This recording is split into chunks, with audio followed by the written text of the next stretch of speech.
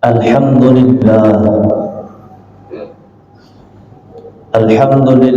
alladzi arsala rasulahu rahmatan lil alamin.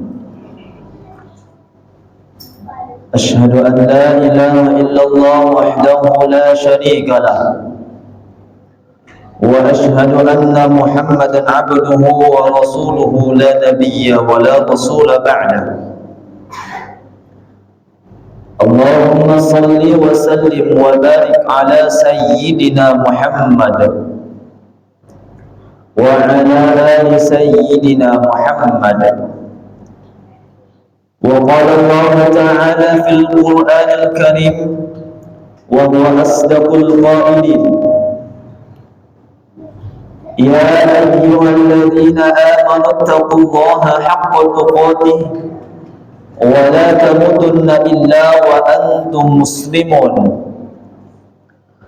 Wa qala Allah ta'ala fi ayatin ukhra, ya ayyuhalladzina amanu taqullaha wa qulu qawlan sadida yuslih lakum a'malakum wa yaghfir lakum dhunubakum wa man yuti'illaha wa rasulahu faqad faza fawzan 'azima.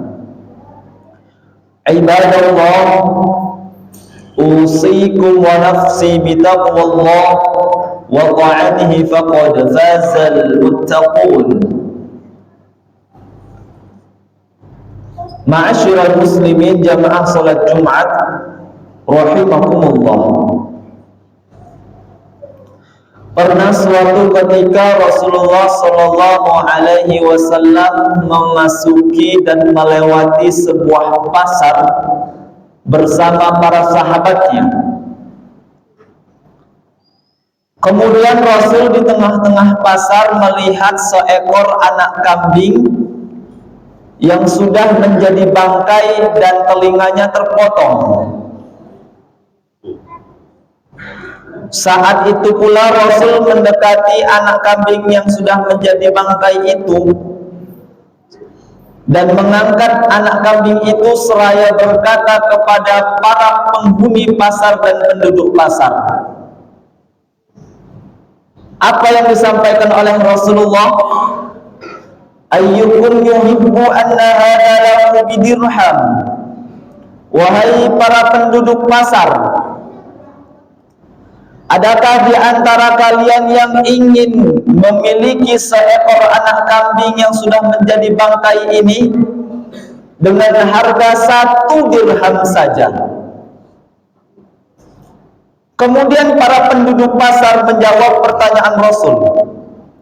Ya Rasulullah, di antara kami sama sekali tak ada yang menginginkan seekor anak kambing yang sudah menjadi bangkai itu, walaupun dengan harga yang sangat murah ya Rasulullah. Kemudian Rasul kembali berkata, atuhibbuna annahu lakum? Oh, jangan-jangan kalian lebih suka kalau aku berikan anak kambing ini dengan harga yang gratis. Kalau begitu, adakah di antara kalian yang ingin memiliki seekor anak kambing yang sudah menjadi bangkai ini dengan gratis tanpa membayar sepeser pun? Begitu tanya Rasulullah. Kembali para penghuni pasar menjawab pertanyaan Rasulullah. Ya Rasulullah, wallahi law kana hayyan kana ainan fi.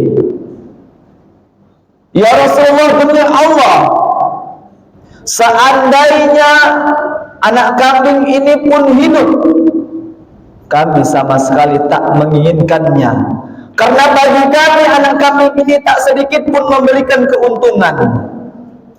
Apalagi li'annahu syakkun, apalagi anak kambing ini telah cacat ya Rasulullah, telinganya telah terpotong ya Rasulullah, sedangkan dalam keadaan hidup pun kami enggan dan tak mau memilikinya, apalagi anak kambing ini telah menjadi bangkai ya Rasulullah. Tentu kami tak sama sekali menginginkan anak kambing tersebut.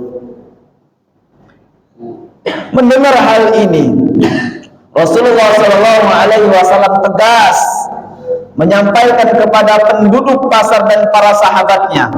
Apa yang disampaikan oleh Rasulullah? Rasul bersabda, "Fawallahi haqqan, la dunya ahwanu 'ala Allah min hada 'alaikum." Demi Allah, kata Rasulullah, demi Allah, di sisi Allah dunia itu lebih hina, dunia itu lebih buruk, dunia itu lebih tidak ada harganya daripada seekor anak kambing ini. Kisah ini tercatat indah di dalam hadis riwayat Muslim nomor 7607. Dari kisah ini dapat kita mengambil hikmah dan pelajaran bahwasannya dengan tegas Rasul mengatakan yang namanya dunia itu lebih buruk, lebih hina, lebih tak ada harganya daripada seekor anak kambing tadi.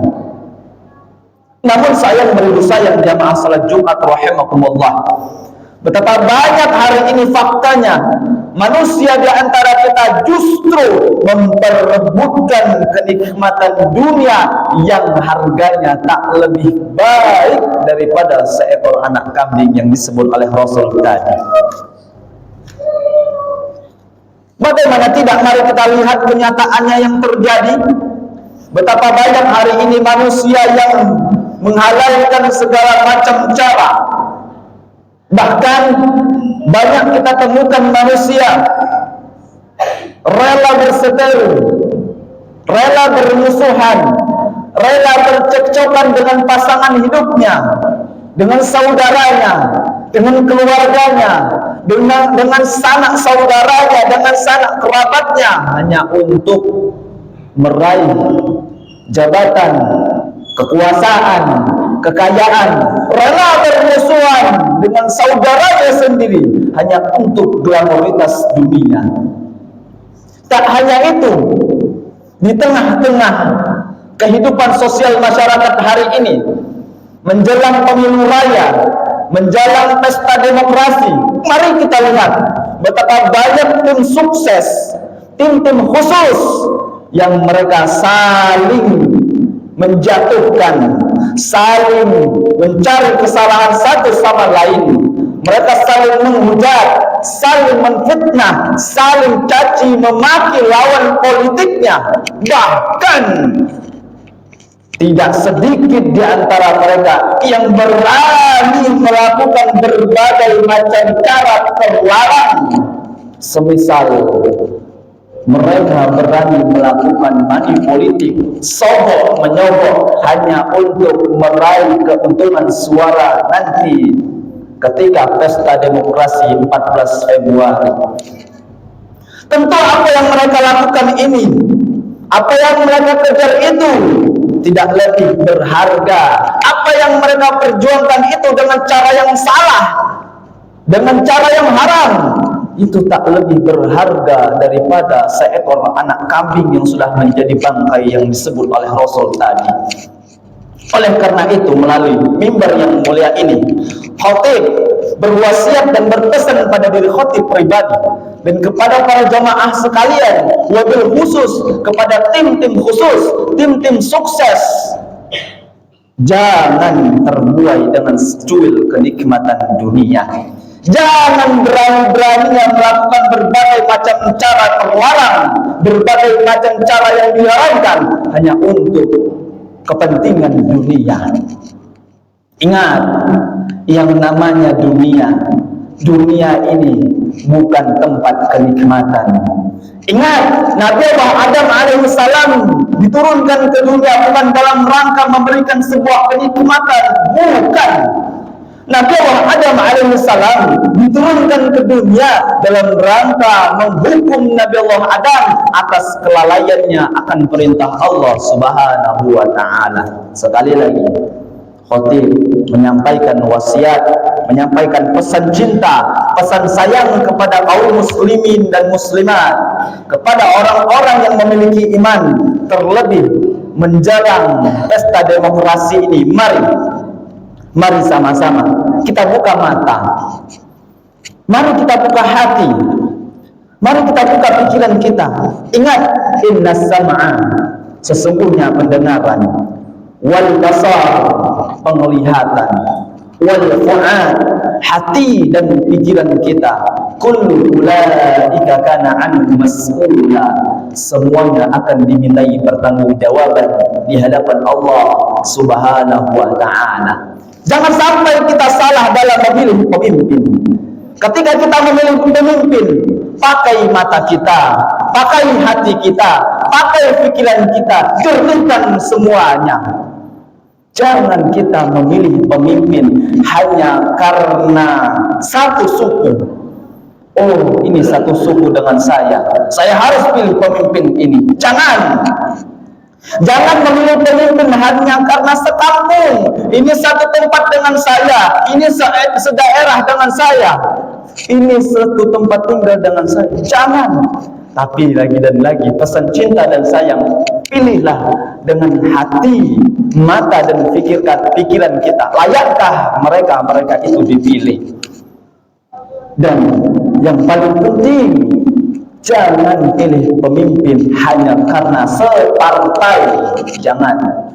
Apalagi memilih pemimpin hanya karena disogok, hanya karena dibayar dengan uang yang nilainya tak seberapa harganya. Ingat, tegas Nabi Allah Muhammad sallallahu alaihi wasallam menyampaikan, ar-rashi wal murtashi finnar. Mereka yang menyogok, mereka yang disogok, tempatnya sama-sama neraka. Jangan kita pilih pemimpin hanya karena ada yang memberikan uang atau serangan fajar. Ma'asyiral muslimin, jamaah salat Jumat yang dirahmati oleh Allah Subhanahu wa ta'ala, jangan pilih pemimpin karena secuil kenikmatan dunia. Akan tetapi pilihlah pemimpin yang amanah. Yang pertama, pilih pemimpin yang amanah. Amanah ke atas, amanah ke samping, amanah ke bawah. Amanah ke atas ialah pemimpin yang amanah kepada Allah, amanah dengan syariat Allah, tidak melanggar aturan Allah. Amanah ke samping ialah amanah kepada keluarganya. Walaupun kendati nanti menjadi pemimpin, mereka tak akan melalaikan keluarganya.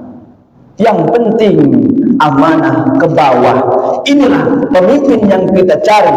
Amanah kepada rakyatnya, amanah kepada umat, amanah kepada seluruh masyarakat yang memilihnya. Pilihlah pemimpin yang amanah, bukan pemimpin yang suka berbohong, pemimpin yang berkhianat. Jangan. Satu, pilihlah pemimpin yang amanah. Kemudian yang kedua, pilih pemimpin yang adil, bukan yang zalim. Allah katakan di dalam Al-Quran, wa idza hakamtum bainan nas an tahkumu bil adl. Kalaulah ada seseorang yang akan menentukan kebijakan, maka pilihlah orang yang akan menentukan kebijakan itu orang yang paling adil, tidak menzalimi siapapun. Maka yang kedua, setelah amanah, pilih pemimpin yang adil, bukan pemimpin yang zalim. Kemudian yang ketiga, pilih pemimpin yang alim. Sebagaimana ilmu syariat fikih mengajarkan kepada kita ketika hendak menunjuk imam dalam sholat, yang dipilih adalah yang paling faqih, yang paling alim, yang paling paham dengan ilmu cara memimpin sholat, yang paling paham bagaimana cara ilmu fikihnya, yang paling paham dengan bacaan tajwidnya. Ini pemimpin yang alim. Kalau dalam konteks sosial masyarakat, berarti pilihlah pemimpin yang cerdas, yang paham bagaimana cara memimpin, yang paham bagaimana kondisi setempat. Pilihlah pemimpin yang cerdas. Kemudian yang selanjutnya, pilih pemimpin yang fasih. Begitu yang disyariatkan dalam ilmu fikih ketika menunjuk seseorang menjadi imam dalam sholat. Pilih pemimpin, pilih imam yang fasih. Dalam konteks sosial masyarakat, berarti pilih pemimpin yang bisa menjadi penyambung lidah masyarakat. Pilih pemimpin yang baik, sopan dalam bertutur kata. Pilih pemimpin yang indah, enak didengar ketika berbicara.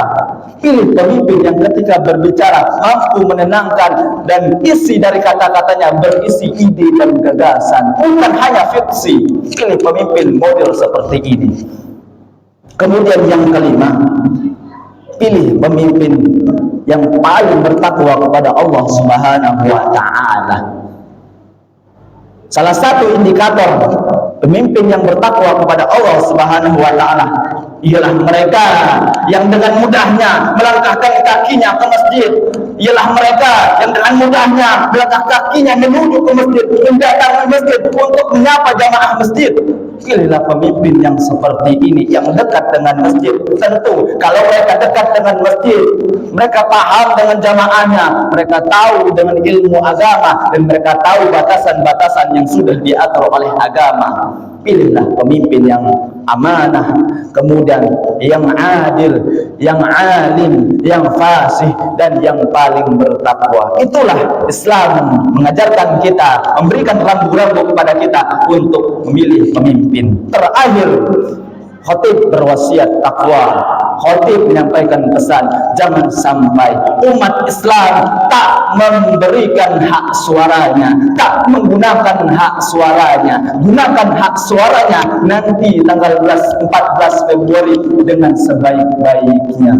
Pilihlah pemimpin yang sudah disampaikan melalui mimbar yang mulia ini. Mudah-mudahan mari kita berharap Allah Subhanahu wa taala memenangkan perjuangan para pemimpin-pemimpin yang amanah. Mudah-mudahan Allah Subhanahu wa taala mengizinkan kita untuk dipimpin oleh pemimpin yang adil, bukan pemimpin yang zalim. Amin.